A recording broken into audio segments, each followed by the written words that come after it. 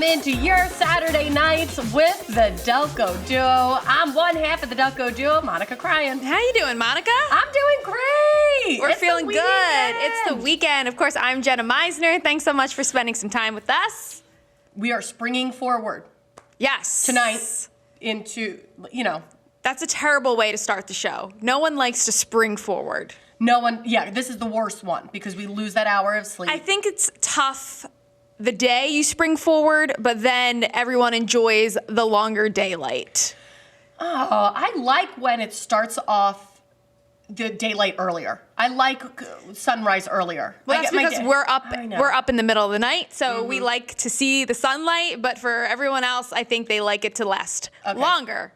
But losing the hour of sleep is really, really tough. It is. Not going to be happy. But it happens at like 2 a.m. or 1 a.m., right? Yeah, so in it's a few like, hours. Yeah, so it's not like we're going to reach midnight after our show and then you're going to watch us again. But do you remember at that age when we would go out for drinks? Yes. I say for drinks, a lot of drinks. To Fall the bars. back was better because you got an extra hour at the bar. Is that how it would work? Yes. Would the bars they would stay open. And then how, because it's such an odd time because it comes at 2 in the morning, which is when the bars close. So would they then fall back? Would they spring forward and you lose an hour at the bar? I don't know how it works for spring forward, but I do remember when you fall back, you definitely get an extra hour Which out. we didn't need. We didn't need when we were out at the bars. Speaking of bars, let's get to our debrief. Last week we had talked about that we were wanting to do a bracket, a Delco bar bracket for March Madness. Yes. And March Madness starts on Monday, I believe, the 13th, for like basketball purposes. To get into the... Right. Okay. I think that all that kind of like you start to make your brackets and whatnot for then. basketball purposes. I know that's how it started, but we're talking drinking purposes. Yes. So we got some great suggestions from people. Yes. And then we paired... You know how like brackets, it's in the beginning, you have, 2 teams play each other. Right. And then so we started it out by kind of a competition between some of the local bars of each town. Right. And there's no seeds, like there's no number 1 seed. There's no bar that's like dominant over the other bars. So that's another tidbit that we'd like to add. So we'll take a look at our bracket now. It's also one-sided. Because we only had 16. I mean, there's so many. Someone wrote into us and talked about, I think it was the Fainting Goat in Glen Olden. So that's one that unfortunately is not on this list, but we did receive that request. It sounds like a really, really fun bar. But yeah, I think, we would have needed... What is it? How many teams are in March Madness? I don't even know. 64. We would have needed 65. Yeah, 65. So we had 16 bars that were what we like to call the classics of Delco. Okay. We know there are more than 16 bars in Delco. Right. Don't come for us. We have been to 16 bars in Delco. This is more just like your classics. You've got Old State Tavern and Sligo in media. I'm taking Old State Tavern over Sligo. These are the bars. I know your cousin works there, but yeah, my cousin, Monica's Sligo, cousin. So I'll go Sligo, you go Old State. We'll post this also. So like if you saw that on your screen, you're like, wait, I want to participate or whatnot. This will be available on social media. And then over the next couple of weeks, we'll kind of get down to what bar is the ultimate Delco bar winner. This is the one that I'm very interested in. Tom and Jerry's Frontier Saloon, both in Folsom. I have to be honest with you, I haven't been to either of those. I know Tom and Jerry's is like a staple. Since I know that, I'm going to go with that one. Right. But I have not been. What is Frontier Saloon? Frontier, you would recognize it if you saw it. It's got a white horse on it. Okay. At the front, that's not like at the front Delco of the book. Cup that you were talking about. Yes. The Stanley Cup. The Delco Cup. Yeah. Mm-hmm. Okay, so there's still time if you want to give us 16 more bars, people out there. I think this is the classic, but vote on it.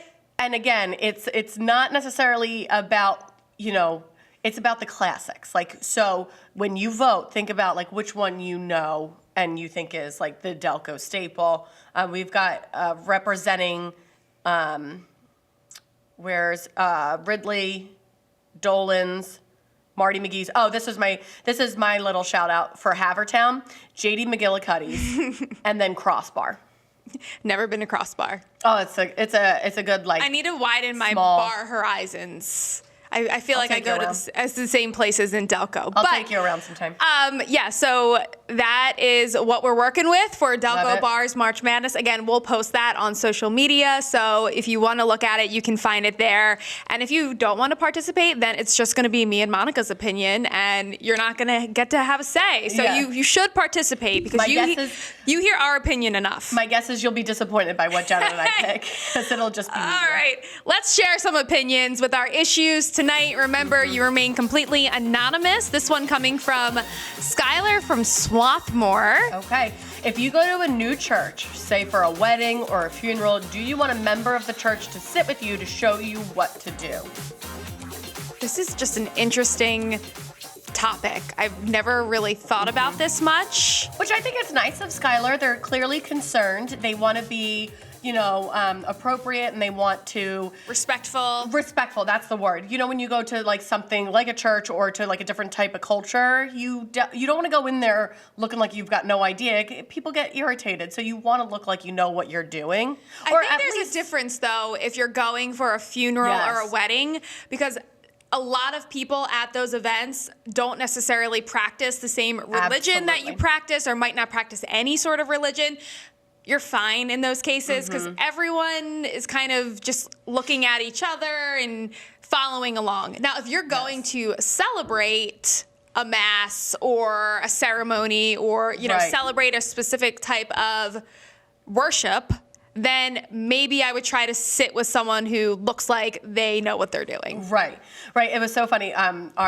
For our wedding, my husband's best man was Jewish, and so he kind of got like nervous when we started. Rightfully so, because not the Yes. best man, you're up there. Yes. Everyone can see you. So he goes up for communion, and then he gets up there and he realizes he's gone too deep. Yeah, you can't do Too that. deep into the beast. I mean, now we're getting real sacred up in here. You're Right. about to, and he realizes that he's like, I shouldn't have come up here. So- He thought it was just. Did he cross his arms for a blessing, or did he just turn around? He just stepped to the side, Okay. and the priest kind of was like, "No, okay." Never mind. I've sinned too much this week, Father.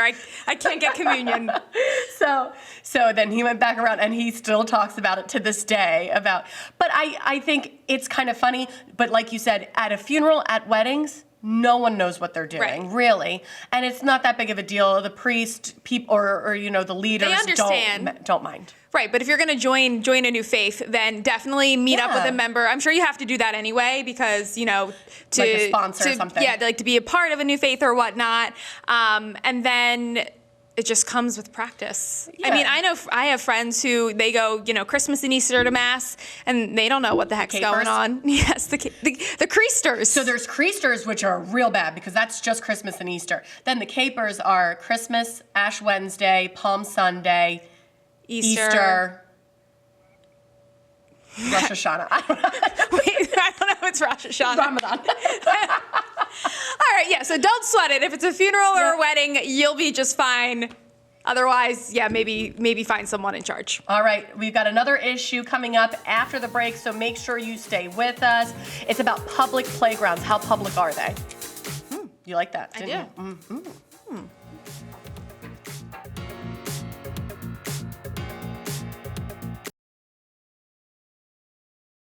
And welcome back to the Delco Duo. We were just talking about ways that we're going to execute this bracket. Yes. And I think you had a really good idea is I'm going to post it on my Instagram. Right. And then do polls for each section. So then whoever wins that will knock down to the next round. Yes, it's a work in progress. Obviously, this is what we talk about during commercial breaks. Yes. So, for instance, if the first round, like we had just talked about, were the two bars in media, we're talking get to Old vote. State, Sligo, whichever one wins that one will go to the next round. High five. Yes. Teamwork makes the dream work. Okay. All right, next topic. Oh, I can't wait to hear what you have to say about this one. All right. Eleanor from Eddystone. Why do people bring their sick kids to public playgrounds? I am talking about the kids with a full face of snot. My granddaughter got sick from these kids, then of course it made its way through its household. The next time I see this, I will leave immediately. It's not fair to my grandchildren. They're too young to understand, so it's lots of tears. Eleanor. Eleanor. Relax, Eleanor.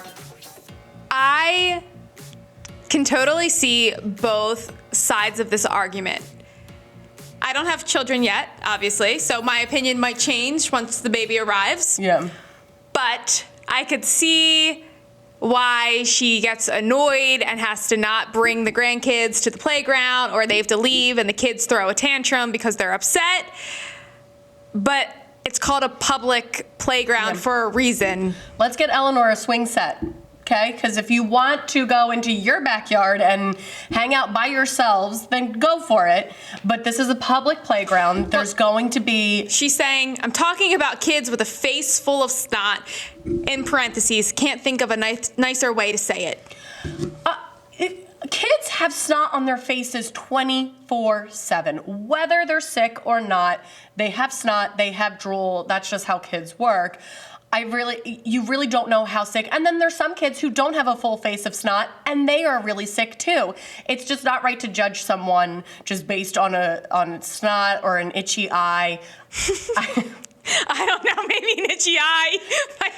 Like the pink eye. Yeah, if your kid's eye's pink and they're itching it, I'm probably not going to come near your kid. That's a bad example. Maybe like the sniffles or sneezing or... I'm just, either way. An itchy eye. Those poor people that are, not feeling their best have probably been cooped up for how long, and now they're bringing them out to go play. That's okay. And your kids are going to get sick no matter what, because if you bring them out anywhere, there's going to be germs, there's going to be bacteria, they're going to get sick. You don't know if they necessarily got sick from that kid. So what are your thoughts on a sick kid at school? Well, you can't have them sick at school because, they take temperatures, the first sign of sickness, they're sent home. So, but I'm all about dropping the kid off until the teachers say otherwise. See, I can just see my future mom self getting annoyed at a parent that brings their sick kid to school. Why'd you have to do that? Come on. I mean, because I know that you have work to get. You probably have a job that you want to get to, or it's part of the routine, and you might not think it's a big deal. But my niece Avery was just saying that the stomach bug was going around her classroom, and 19 kids were out. Yes. So one kid brought that stomach bug, and now the rest of the class, and now probably their parents kids are going to get as well. Somehow. They're going to get it somehow. They're either going to get it from going out to the grocery store. They're going to get it. These things are. They rampant. They run through schools. They run through churches. They run through. There's so many ways to get sick. It's just, I don't think you should send a sick kid to school, but I do think a sick kid at a public playground is kind of fair game. Yeah. Because again, it's public. And I mean, it might not have even been that kid. Do they clean public playgrounds? No. I'm trying to think. Is there a crew that goes out there and sanitizes once a week, or it doesn't seem like that's something that happens? Absolutely not. I've never seen a sanitation crew at a. That's what I mean. So one time the playground could have been lingering there for who knows how long. Our favorite playground that we go to has a zip line. And they had to shut the playground down because something went wrong with the zip line. But that was the only. What happened on the zip line? I don't know. All of a sudden, I just saw the zip line. I thought you didn't want to say it. I was like, wait, what? What possibly happened on the zip line? A kid went flying off of it. But I've never seen a crew close it because, someone had a stuffy nose. But you would think the fresh air, especially in the winter months, kind of kills anything that is. I don't know, left. Right. Or if you're worried about it, Eleanor, bring wipes. Right. Wipe down the swings, wipe down the... You're going to be that parent. That's going to be me. I'm going to be wiping down the swings and wiping down the monkey bars and wiping down everything. I'm wiping down, when you wake up in the morning and there's dew everywhere, I'm the first parent at the playground wiping the slide down so that, Joe doesn't get her booty all dirty with dew. That's the wiping down that I do, just to make sure that the I'm rain from the night before. I'm surprised you even do that. Oh yeah, because otherwise you get soaked. Playgrounds in the very early morning hours are basically a swimming pool. So what is the solution? You think Eleanor should think about maybe investing in a swing set? Yeah. That's not much of a solution. That's an expensive It solution. is. Oh my gosh, those swing Especially sets. if it's her grandchildren. I mean, it's not kids that are going to be out there every single day. But I do agree with you. At school, keep them home. That's one way. But at a public playground, you can't prevent every single person who has a cough or a sneeze from staying home. It's public. Everyone has the right to be there. So I would say, Eleanor, bring your wipes, bring your hand sanitizer. And you can try and prevent the sickness, but it's coming. Or find another playground. Maybe there's one that's not, maybe this is like a sick kid magnet. Yeah, the more popular ones, obviously. That's what I mean. Like maybe try to find one that's a little bit more isolated. I like the popular ones. I go to a playground and there's nobody there. I'm like, what's wrong with this playground? Why is nobody here? I'm not at the cool playground. Am I? Just like everything else in your life. Bars, restaurants, that's how you feel about everywhere. All right, coming up next, we are talking about one of our own issues this week. You won't want to miss that after we've solved two of yours. It is our turn now. Stay with us.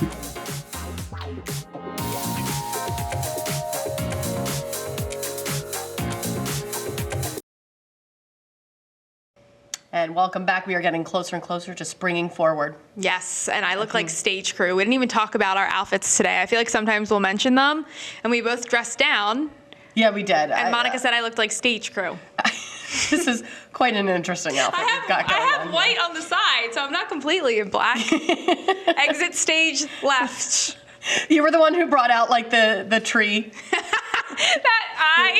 were the tree. I was the tree in my middle school production of Wizard of Oz. We have talked about that on the Delco Duo before. But no, I'm the lead. Okay, so now we've got our next topic, and that actually comes from Miss Jenna. Eisner needs an advisor. Okay, so you're making fun of me for wearing all black, but when you're pregnant, I feel like it definitely helps because you don't see as much of.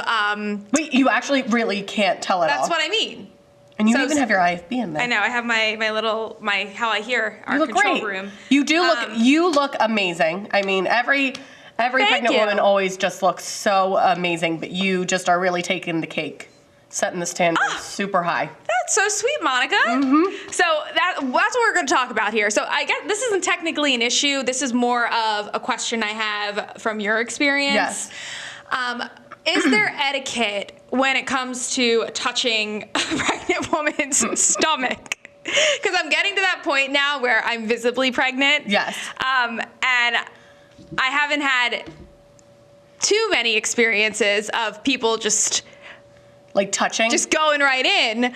But I just want to know, from your experience, because I remember when you were pregnant, I feel like I touched your stomach all the time. You did, and I loved it. And I never asked to. And now that I'm pregnant, I'm thinking, I wonder if there is an etiquette when it comes to that. I think if you're close enough with the person, there's no etiquette. You could, my family, anybody touch my tummy, I really didn't care. Mother-in-law always was like, "Oh, do you mind?" I'm like, "That's basically your baby, so go for it, mother-in-law." I really don't care. It was actually interesting because here in Delco and in Philly, if I didn't know somebody, no one was touching my belly. But when I went to Miami for my baby moon, This is very interesting. the culture is very much come right up to me, they wouldn't touch my belly, but they would, "Oh, your baby, oh," and talk to me about being pregnant. I was like, it's funny because at home, no one cares if I'm pregnant. But you go to Miami, the Hispanic culture was very much, "Oh, you're pregnant, you're so cute." And I was like, whoa, this was very much more it hands-on. caught you off guard. Yeah, I mean, because I've heard people have talked before about grocery stores and sort of places where you're more likely to run into strangers and just sort of, Yeah. "Oh, congratulations." Yes. It's so weird to me. Yeah, I think there is an I think etiquette. it's sweet. It's just such an exciting time Oh, for that sure. I loved it. Some people who are like, "Oh, don't," which I would not recommend. Never touch anybody's I was belly. going to say, For I don't me- think all women would love it. Yes. Monica's giving the advice no etiquette, just go for it. Me, I did not mind. I loved it. I was like, yeah, this is exciting. Look at me. Yeah, so I'm entering that stage now, and obviously Tate, we were talking about the love languages. Oh yeah, Oh my gosh. Well, This when your man. love language is physical touch and your wife is pregnant, it's just which is really cute because Eugene he would talk to the baby all the time too. Tate's talking to the baby. Yes. It's so just, funny. It is funny. And like sometimes like now you can feel the baby react and stuff. And that's also, feels like you're almost like an alien sometimes. Like what? Yes. The fact that can happen, it's so weird. But you know what's funny? And Eugene would do this, and he thought it was hysterical. And in the end, it was funny, but at the time. So he would talk to the baby, and then if I tried to interject, he'd say, "Excuse me, I'm having a conversation now. Please be quiet." Like he would just full on convo. Our running joke is because of this job, obviously I talk so much all morning long. 4 hours straight on the show. Plus we 30 minutes now, and Tate's fear is that our baby is going to recognize my voice and your voice more than the baby recognizes his voice. He does love me. Well, it's funny because Josephine thinks that Monica's only friend is me. Every time Monica's doing something with a friend. If I say I'm going to a friend's house, oh, Jenna's? You going to Jenna's? And I'm like, yeah, I am. And I said, I really think it's because she heard me so much when she was in the womb. That's such an interesting theory. But she was in utero. She constantly heard me, so she is subconsciously thinking you only have one friend, and it's me. Because if you think about it, it's not just the 4 hours that we're on air. We get ready together, too. Like, we do our hair and makeup together, and that's a whole lot of talking. It's a full-on 8 hours. Yeah. And then when I go home, it's pretty quiet until Tate gets home. So it's like so much of my voice, so much of Monica's voice, and then when Tate gets home, he's like, "Okay, I need to talk more than Monica because I can't have my son come out and only know Monica." Yes, but so anyway, if you're just looking for some etiquette, obviously, if you don't know the person, don't touch their tummy. Or I didn't just mind ask. it. I didn't mind it though. Just ask. Like most things in life, don't touch unless you ask. What would you say though if someone all of a sudden was like, "No, don't touch"? Okay. Oh, sorry. Yeah, that's you awkward too. But don't feel the pressure. After that, oh, all right, well, you look great. Or just say, "I'm not pregnant," and then really make it awkward. All right, let's get to our Delco trivia. This is more of like a riddle, I guess, if you will. Mm-hmm. In Delco, one does not use the ATM. They use a 2-word, 6-letter phrase. What is that? I feel like people are yelling at the TV right now. You think it's easy? I think so. Okay, we'll tell you when we come back.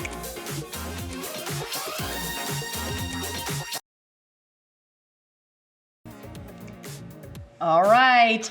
In Delco, people, instead of using the words or phrase ATM, they use the phrase tap Mac. I'm going to tap Mac.